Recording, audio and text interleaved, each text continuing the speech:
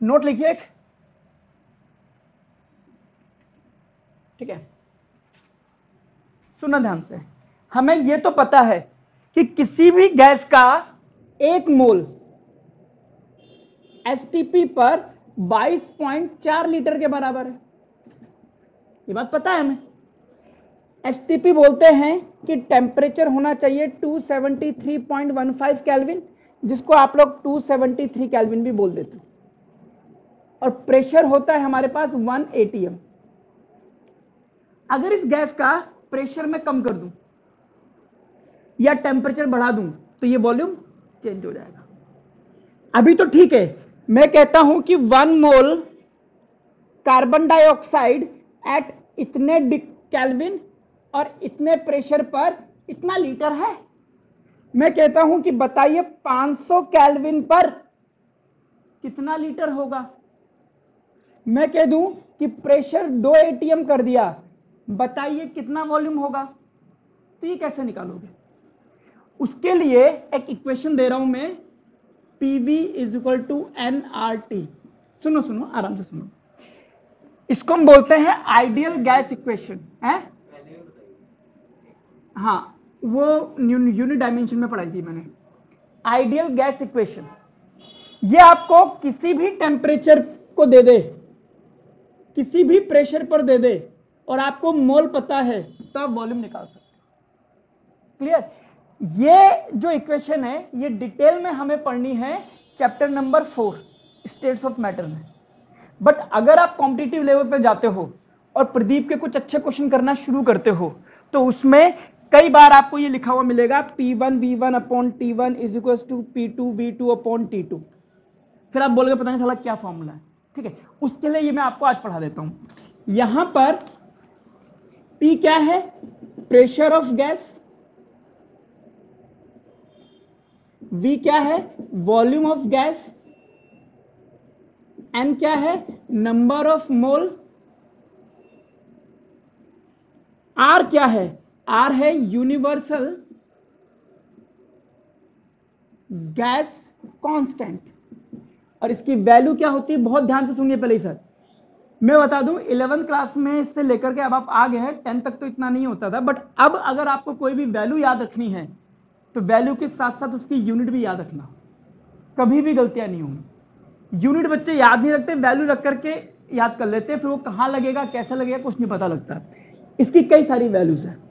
एक है 0.0821 litre atmosphere पर मोल केल्विन। एक है 8.3 जूल पर मोल केल्विन।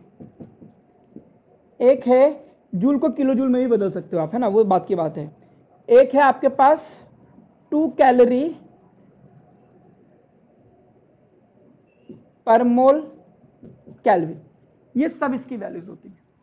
अगर प्रेशर एटीएम में दिया हुआ है तो आपको ये वैल्यू रखनी है।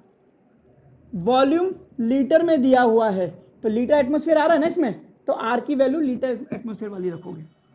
क्लियर? तो जनरली यहां पर हमारे पास मेनली ये वाली वैल्यू यूज होने वाली है। ओके, और टी क्या है? Absolute temperature. कि सर ये क्या होता है? टेम्परेचर इन केल्विन, 273 ऐड करके जो निकालते हैं वो। तो ये आप लिख लीजिए, आपको किसी भी गैस का प्रेशर दे दे, वॉल्यूम दे दे, टेम्परेचर दे देगा तो आप वॉल्यूम निकाल सकते हो। क्लियर? लिख लीजिए। और जितनी जल्दी हो सके केमिस्ट्री की भी रिफ्रेशर ले लेना, प्रदीप ले लेना, कैसे भी ले लो, गुड, उसको ले लो। ठीक है, और उसके क्वेश्चन अगर नहीं आते हैं तो उसकी फोटो खींच करके ग्रुप में भेजना चालू कर दो आप।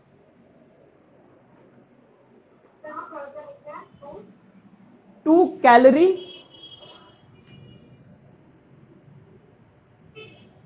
पर मोल केल्विन।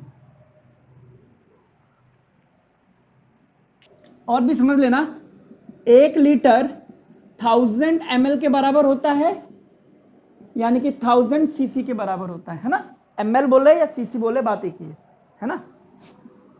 1 लीटर 10 की पावर -3 मीटर क्यूब के बराबर होता है। ये भी लिख लीजिए। Cubic centimetre. ठीक है, एक तो ये, एक छोटी चीज और लिख लेना, एक रिलेशन और है, आपको कभी कभी गैस का मॉलिक्यूलर मास नहीं देगा, कह देगा कोई गैस x है और ये दुनिया भर की बातें करेगा। अब आपको उसका मोल निकालना है किसी क्वेश्चन में, तो मोल कैसे निकालोगे? मॉलिक्यूलर मास तो है नहीं आपके पास। उस केस में वो आपको वेपर डेंसिटी देता है। तो molecular mass is equals to 2 into vapour density. तो ये भी फॉर्मूला लिख लीजिए, जब काम आएगा तब मैं बताऊंगा इसको कहां से यूज करना है। 2 इंटू वेपर डेंसिटी, तो वेपर डेंसिटी दे दे तो आप मॉलिक्यूलर मास उस गैस का निकाल सकते हो। लिख लीजिए इसको भी। तीसरी चीज, रिलेटिव वेपर डेंसिटी। इसका फॉर्मूला होता है vapour density of gas divided by vapour density of hydrogen gas. किसी भी गैस की वेपर डेंसिटी को हाइड्रोजन की वेपर डेंसिटी से डिवाइड कर दोगे तो आपके पास रिलेटिव वेपर डेंसिटी आ जाएगी। और हाइड्रोजन की वेपर डेंसिटी कितनी होती है? 0.00089 ग्राम पर ml। हाँ, 0.089। ठीक है, जब यूज आएगा तब बात करूंगा मैं इन पे, बट अभी एक साथ लिखा दिया मैंने। एक कभी कभी आप पढ़ेंगे एनटीपी। एनटीपी का मतलब होता है normal temperature and pressure. NTP में टेम्परेचर कितना होता है? टेम्परेचर होता है 293.15 केल्विन और 293 केल्विन। एसटीपी बता दिया मैंने आपको, एसटीपी बता रखा है। एसटीपी क्या होता था? टेम्परेचर होता था उसमें 273.15 केल्विन और प्रेशर होता था 1 atm। तो एनटीपी और एसटीपी भी पता होना चाहिए आपको। लिखिए, क्वेश्चन करोगे तो ही काम आएगा, क्वेश्चन नहीं करोगे तो कुछ नहीं काम आने वाला इनमें से। बेटर हो फिर। और ऐसा भी नहीं है कि सारे क्वेश्चन मैं ही बोर्ड पे कराऊं, 10th में नहीं है, आप 11th में। आपको कॉन्सेप्ट बता दूंगा, एग्जांपल करा दूंगा, फिर आप उसमें करिए क्वेश्चन कितने करते हो। और किसी भी असाइनमेंट के चक्कर में मत फंसना, ठीक है? असाइनमेंट चीजों को बांध देता है कि बस वही क्वेश्चन करने। आप कॉम्पिटिटिव सेक्शन की खोलिए, प्रदीप निकालिए, उसमें से सॉल्व एग्जाम्पल कीजिए, सॉल्व खत्म हो जाए तो कॉम्पिटिटिव सेक्शन स्टार्ट कर दीजिए। उसमें नीट के, आईआईटी के, मेंस के जितने भी क्वेश्चन है सब कीजिए। जितने होते जाएं उन पे 10 करे, हो सकता है 2 ही हो आपसे, तो 8 आप डाउट में डाल दीजिए। 8 हो जाए तो 2 डाउट में डाल देना, वो हम करा देंगे आपको। ठीक है, चलिए साहब। तो ये मैंने, हालांकि मैं भी कराऊंगा आगे क्वेश्चन, बट पहले कुछ चीजें पढ़ा दूं। फिर एक और टर्म लिखिए, मोल फ्रैक्शन।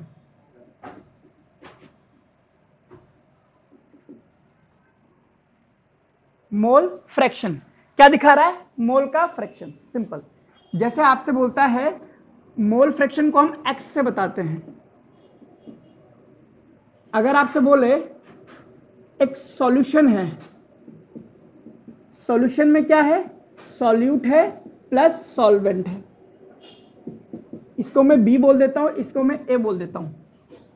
ठीक है, आपसे बोलता है ए का मोल फ्रैक्शन निकालिए, यानी कि x A.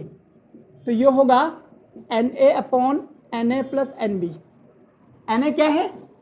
Moles of A. NB क्या है?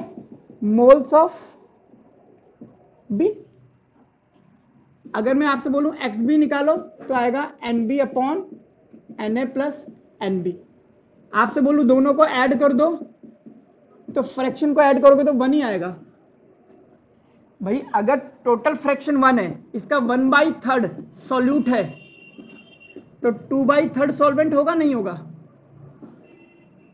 वही तो सिंपल है। लिखिए इसको, सिंपल है। मैंने आपसे बोला, सपोज करो मैंने बोला कि आपके पास में सॉल्ट है NaCl 98, एक सॉल्यूशन बनाता हूं मैंने, H2SO4 प्लस वाटर का सॉल्यूशन है, ठीक है। मैंने बोला इसमें 9.8 ग्राम H2SO4 है और 36 ग्राम पानी है। आपसे बोला बताइए मोल फ्रैक्शन ऑफ H2SO4 कितना होगा, तो आप कैसे निकालोगे? पहले मोल निकालोगे H2SO4 का, कैसे निकालोगे? ग्राम में वेट अपॉन इसका मॉलिक्यूलर वेट। हाइड्रोजन का 2, सल्फर का 32, एक ऑक्सीजन का 16, इनको जोड़ोगे तो 98 आ जाएगा। मोल ऑफ वाटर निकालोगे 36 ग्राम अपॉन 18, 2 आ जाएगा। अब x ऑफ H2SO4 कैसे निकलेगा? Mole of H2SO4 upon mole of H2SO4 plus mole of water, 9.8 upon 98, 9.8 upon 98 plus 2, ये कितना हो गया? 1/10, 1/10 प्लस 2, ठीक है।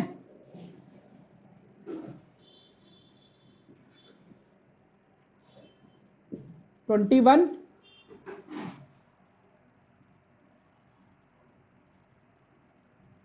ठीक है। ये हो गया H2SO4 के लिए। मैं बोलूं वाटर के लिए निकाल लिए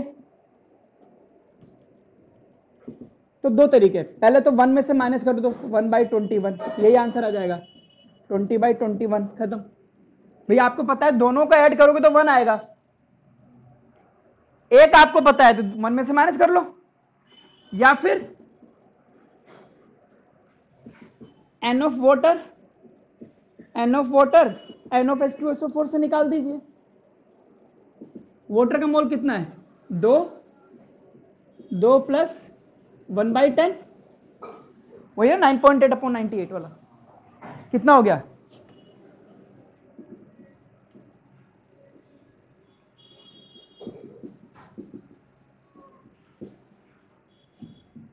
ऐसा निकाल, जैसे आपके लगे। तो ये क्वेश्चन कर लीजिए, अ सॉल्यूशन ऑफ, ये डिटेल है, ये एग्जांपल हो जाएगा बस। ऐसे मोल फ्रैक्शन निकलता है किसी भी सॉल्यूशन के लिए।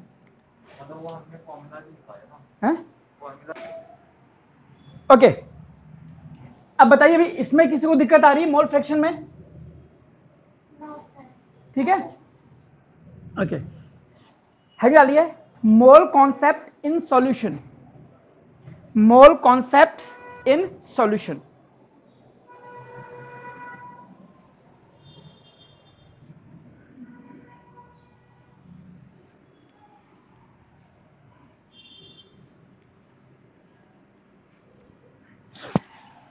सॉल्यूशन में दो चीजें, सॉल्यूट और सॉल्वेंट, है ना।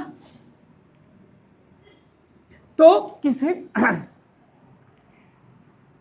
किसी भी सॉल्यूशन की हमें निकालनी है कंसंट्रेशन, ठीक है। आपने 9th क्लास में ये चीज पढ़ी थी, कंसंट्रेशन में 3 चीजें पढ़ी थी, है ना। मास वाला पढ़ा था, वॉल्यूम वाला पढ़ा था, ऐसा कुछ याद है? बेसिकली कंसंट्रेशन होती क्या है? कंसंट्रेशन होती है the amount of solute present in a solution, खत्म। कि सॉल्यूशन में कितना सॉल्यूट है उसको हम कहते हैं उसकी कंसंट्रेशन। अब कितना सॉल्यूट प्रेजेंट है इसको निकालने के कई तरीके से निकाल सकते हो। तो हमारे पास जो कंसंट्रेशन टर्म्स हैं वो 2 टाइप की होती है मेजरली।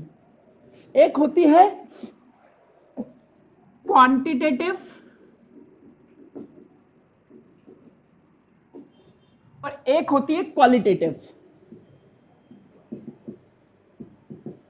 क्वांटिटेटिव का मतलब क्वांटिटी के बेस पर। कैसे? इसमें सबसे पहले आता है मास, मास बाय मास परसेंटेज, इसको आप बोलते हो W बाई डब्ल्यू परसेंटेज। क्या फॉर्मूला है इसको निकालने का? Mass of solute, mass of solution into 100। पढ़ा हुआ है आपने ये 9th क्लास में? पास है कि जंप कर ली थी? एक होता है मास बाय वॉल्यूम परसेंटेज, इसको हम बोलते हैं W बाई V। कुछ नहीं है, मास ऑफ सॉल्यूट और वॉल्यूम ऑफ सॉल्यूशन। एक पढ़ते हैं आप वॉल्यूम बाय वॉल्यूम परसेंटेज, यानी कि V बाई V। तो क्या होगा? Volume of solute upon volume of solution. Clear?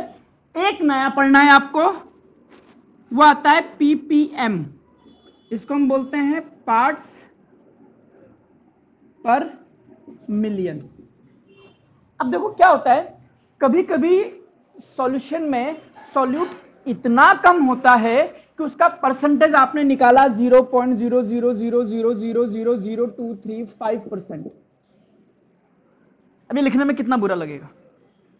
इतनी कम अमाउंट वाले सॉल्यूट के लिए हम परसेंटेज नहीं निकालते, हम 100 पर काम ही नहीं करते, हम करते हैं मिलियन पर काम। 1 मिलियन 10⁶ के बेस पे। जैसे ब्लड के अंदर डीडीटी कितना है साहब? डीडीटी पेस्टिसाइड होता है कि भाई 13 ppm है, मतलब 10⁶ ml सॉल्यूशन में, 10⁶ ml सॉल्यूशन में 13 ml डीडीटी है। अब परसेंटेज के हिसाब से निकालता तो बहुत कम आता। तो इसका फॉर्मूला होता है वही अमाउंट ऑफ सॉल्यूट, अब चाहे वो मास ले लो या वॉल्यूम ले लो, अमाउंट ऑफ सॉल्यूशन। ये 10⁶ पे निकलेगा, ये सब 100 पे निकलता था। फर्क सिर्फ इतना है, ऊपर मास रखोगे तो नीचे मास रख देना, ऊपर वॉल्यूम रखोगे तो नीचे वॉल्यूम रख देना, आ जाएगा। ठीक है? तो ये आपने पहले आप इधर वाला लिख लीजिए।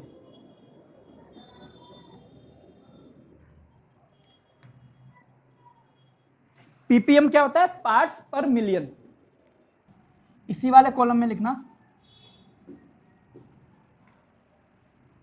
जब आप क्वेश्चन करने बैठोगे तो आपसे बोलेगा 10% NaOH सॉल्यूशन, क्या मतलब होगा इसका? ये इंपॉर्टेंट है। इसका मतलब होगा 10 ग्राम NaOH present in 100 gram solution, solution by mass. ठीक है? मैं कहता हूं 20% NaOH सॉल्यूशन और ऐसा कर दिया, तो इसका मतलब 20 ग्राम NaOH present in 100 ml solution. तो ये जो लाइनें लिखी आएंगी इनका मतलब आपको पता होना चाहिए। ठीक है? लिख लीजिए।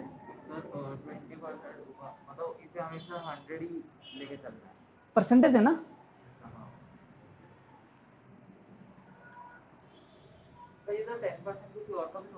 अरे किसी का भी ले ले यार, मैं अब NaOH लिख दिया मैंने, तू नमक ले ले उसमें, तू खुद बैठ जा उसमें, क्या फर्क पड़ता है? किसी का भी कर दे, कोई एक मैंने बता दिया। सॉल्ट ले ले, शुगर ले ले, ग्लूकोज ले ले, सुक्रोज ले ले, फिनॉल ले ले, जल्दी लिख, लिखा जल्दी कर तू। परसेंटेज बेटा 1000 पे निकलता है क्या? फिर कैसे हो सकता है फिर 1000? सोचने वाली बात है ना बेटा, नहीं है? एग्जाम नहीं हुआ इसका मतलब 10th में बिल्कुल ही गधे हो गए क्या सब? परसेंटेज भी 1000 में निकालोगे तुम?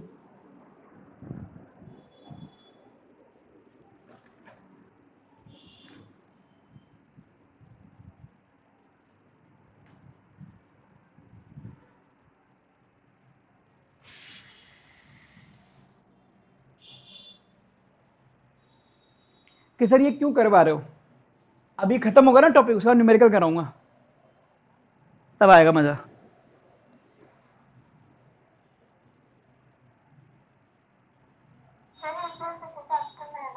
है बेटा क्या ये इसी चैप्टर में? हाँ ये चैप्टर नंबर 1 ही तो पढ़ रहे हैं हम। हाँ हाँ इसी में है बेटा। ऐसा कंफ्यूजन क्यों हुआ तुम्हें कि मैं कोई दूसरा चैप्टर पढ़ाने लग गया बीच में बिना बताए? सर आप ट्यूशन में कुछ और चल रहा है, स्कूल में कुछ और चल रहा है। स्कूल में क्या चल रहा है? स्कूल में तो 2 चल रहा है। हाँ तो टू तो हम करा चुके हैं ना ऑलरेडी। हाँ चलिए आइए, अब आइए क्वालिटेटिव। ये इंपॉर्टेंट है आपका। केमिस्ट्री में फिजिकल केमिस्ट्री का बेस यहीं से शुरू होता है। सबसे पहला आप सीखिए मोलैरिटी।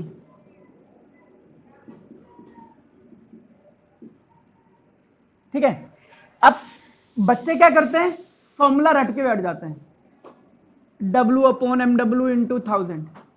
फॉर्मूला नहीं रखना है, हालांकि याद हो जाएगा, बड़ी बात नहीं, बट चीज समझना है क्या। मोलैरिटी का मतलब होता है मोल्स ऑफ सॉल्यूट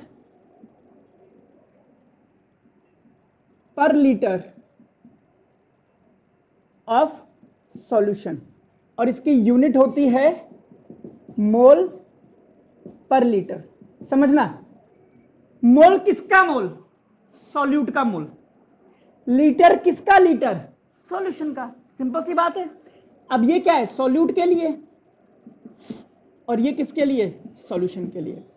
अब देखिए फॉर्मूला कैसे बनेगा। मोलैरिटी का फॉर्मूला हो गया, सॉल्यूट के मोल निकाल लो। कैसे निकलेंगे? ग्राम में वेट अपॉन मॉलिक्यूलर वेट, निकल गया, और वॉल्यूम ऑफ सॉल्यूशन V मान लो, किसमें? लीटर में। बट क्वेश्चन में आपको लीटर में देता नहीं है, क्वेश्चन में आपको देगा मिलीलीटर में, 250 ml। तो अगर इस 250 ml को लीटर में चेंज करना है तो किससे डिवाइड करोगे? यानी कि अगर मैं यहां पर ग्राम में weight upon molecular weight into V ml में रख दूं तो डिवाइड करके 1000। ये आपके पास मोलैरिटी का फॉर्मूला है, बट आप याद ये करना मोल पर लीटर। क्लियर है? लिख लीजिए, इसमें कोई दिक्कत नहीं है। दूसरा लिखिए नॉर्मेलिटी। अब सुनो, नॉर्मेलिटी 11th क्लास में नहीं पढ़ाई जाती, सिलेबस में नहीं है, लेकिन अगर आप नीट और आईआईटी की तैयारी करोगे और जब ये आप क्वेश्चन करोगे कॉम्पिटिटिव सेक्शन के, वहां नॉर्मेलिटी आएगी, तो थोड़ा टफ लगेगा, बट समझ लो। ठीक है, ये क्या होता है? Moles of solute per unit volume of solution. ये होता है gram equivalent per unit of solution. अब आधों के दिक्कत होगी हुई, ये क्या है? ग्राम इक्विवेलेंट क्या है पहले ये समझते हैं। ग्राम इक्विवेलेंट, इसकी ट्रिक मेरी तरफ से ये है, मैंने कैसे याद कर रखा है, मैंने ग्राम इक्विवेलेंट ये वर्ड याद कर रखा है, बीच में ऐसी लाइन समझ रखी है। इसका क्या मतलब है? Gram equivalent is a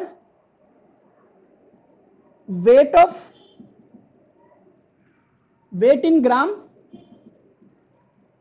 upon equivalent weight. ये क्या मतलब? Equivalent weight. अभी भी जिंदगी खराब हो गई होगी कि ससुरा ये का है, ये भी बताता हूं। तीसरी चीज, ये टफ क्यों है मैं बताऊंगा अभी। इक्विवेलेंट वेट, जिसको हम ई से बताते हैं। बात कहां से शुरू हुई थी? नॉर्मेलिटी से। कहां गई? Gram equivalent. उसके बाद किधर आ गई? इक्विवेलेंट। अब इक्विवेलेंट वेट होता है मोलर मास अपॉन जेड। अब कहां जाएगी? जेड पे जाएगी। जेड क्या है? Balance factor.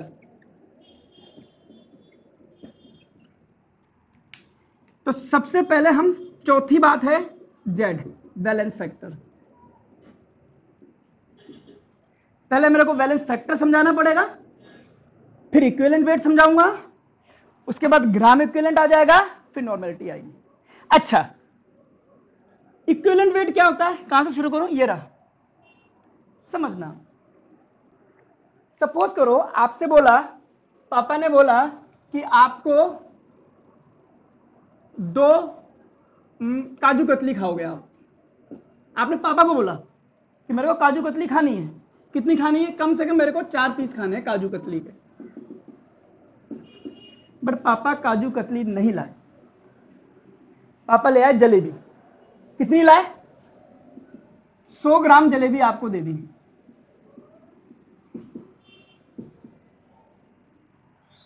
आपने बिना किसी घर में हंगामा काटे 100 ग्राम जलेबी खाई और अपना काम में लग गए। तो क्या मैं ये नहीं कह सकता कि 100 ग्राम जलेबी ने वही काम कर दिया जो कि 4 काजू कतली कर रही थी?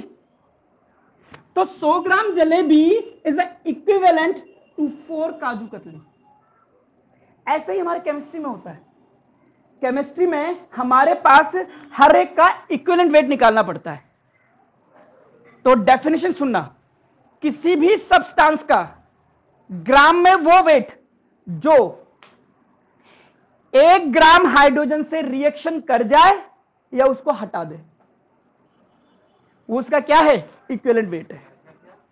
हाँ सुनना, हालांकि डेफिनेशन आपसे कोई यूज में नहीं आएगा, यूज में यही आएगा, किसी भी सब्सटेंस का ग्राम में वो वेट जो 1 ग्राम हाइड्रोजन से रिएक्शन कर जाए या उसको डिस्प्लेस कर दे। डिस्प्लेस होता था ना, हाइड्रोजन गैस निकलती थी। अब फिर बात ये आई कि यार जरूरी थोड़ा नहीं कि सारे के सारे हाइड्रोजन से रिएक्शन करें, तो उन्होंने कहा हाइड्रोजन छोड़ो, ऑक्सीजन ले लो। फिर से डेफिनेशन बनाई, किसी भी सब्सटेंस का ग्राम में वो वेट जो 8 ग्राम ऑक्सीजन से रिएक्शन कर जाए या उसको डिस्प्लेस कर दे। कि अगर ऑक्सीजन ना हो तो फिर उन्होंने बोला क्लोरीन ले लो। किसी भी सब्सटेंस का ग्राम में वो वेट जो 35.5 ग्राम क्लोरीन से रिएक्शन कर ले या उसको डिस्प्लेस कर दे। कि क्लोरीन ना हो तो उन्होंने बोला सिल्वर। कि किसी भी सब्सटेंस का ग्राम में वो वेट जो 108 ग्राम सिल्वर से रिएक्शन करे या उसको डिस्प्लेस कर दे। अब डेफिनेशन पूरी सुनना, किसी भी सब्सटेंस का ग्राम में वो वेट जो 1 ग्राम हाइड्रोजन से रिएक्शन कर जाए या 8 ग्राम ऑक्सीजन से रिएक्शन कर जाए या 35.5 ग्राम क्लोरीन से रिएक्शन कर जाए या 108 ग्राम सिल्वर से रिएक्शन कर जाए, इनमें से किसी के साथ भी। तो आप क्या कर रहे हो? 1 ग्राम हाइड्रोजन के इक्विवेलेंट आपका ये सब्सटेंस हो गया ग्राम में। सपोज करो 50 ग्राम सब्सटेंस है ये, इस सब्सटेंस का 50 ग्राम 1 ग्राम हाइड्रोजन से रिएक्शन कर जाता है, यानी कि 1 ग्राम हाइड्रोजन के इक्विवेलेंट क्या हो गया? 50 ग्राम सब्सटेंस। 4 काजू कतली के बराबर 100 ग्राम जलेबी। हाँ, तो वो इक्विवेलेंट हो गया हाइड्रोजन के, क्योंकि उससे रिएक्शन करके सब्सटेंस कर रहा है। तो ये होता है हमारे पास इक्विवेलेंट वेट। लिखिए, डेफिनेशन लिखिए। नॉर्मेलिटी में पहले आप ये लिखिए, कहां गया? ग्राम इक्विवेलेंट, ये सारा लिखिए, 1 2 3 4, चारों लिखिए। लिख लिया? अरे गुनगुन,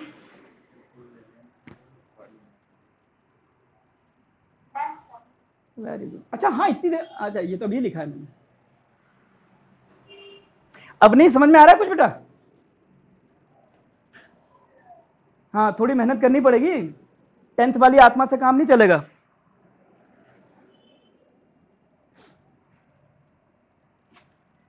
तो नॉर्मेलिटी बाद में समझेंगे, पहले शुरू करेंगे वैलेंस फैक्टर से।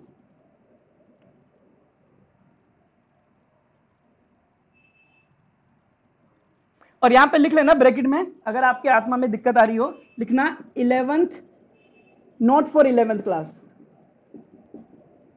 तो जिन लोगों को नहीं पढ़ना है कि नहीं सर मेरे को ज्यादा नहीं पढ़ना, वो मत पढ़ना, बट पढ़ना पड़ेगा यार। 11th में नहीं पढ़ोगे तो 12th में पढ़ाऊंगा। सॉल्यूशन में भी यही सब है।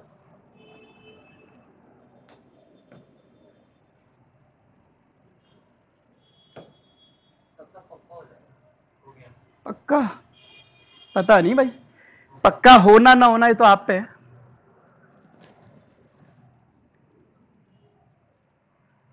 तो पहले वैलेंस फैक्टर समझ ले, 2 मिनट में हो जाएगा।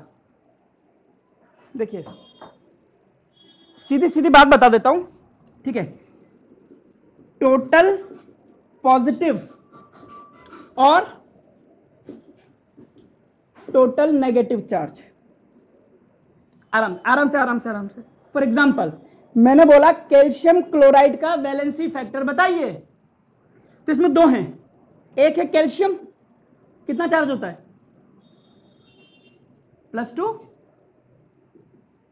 या क्लोरीन पे कितना होता है, -1। तो कैल्शियम के हिसाब से वैलेंसी फैक्टर कितना आ रहा है, 2। क्लोरीन के हिसाब से -1, लेकिन क्लोरीन कितनी है, तो 2 क्लोरीन का जोड़ोगे तो इसलिए कहा या तो टोटल पॉजिटिव चार्ज निकाल दो या टोटल नेगेटिव चार्ज निकाल दीजिए, वही उसका वैलेंस फैक्टर होता है। फॉर एग्जांपल मैं आपसे बोलूं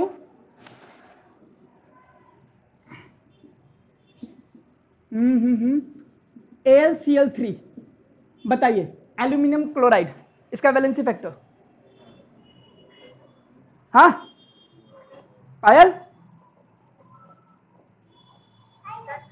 एग्जैक्टली भाई देखो कैसे भी निकाल दो, या तो एल्यूमिनियम से निकाल दो या क्लोरीन से निकाल दो, आना तो 3 ही है, सिंपल। यहां समझना, H2SO4 का निकालिए, हाइड्रोजन का +1 2 है तो यहां से निकाल दीजिए, या सल्फेट का, याद है वो 10th क्लास के बेसिक लेक्चर, बहुत काम आता है। आ जाएगा वैलेंसी फैक्टर, लिख लीजिए वैलेंसी फैक्टर।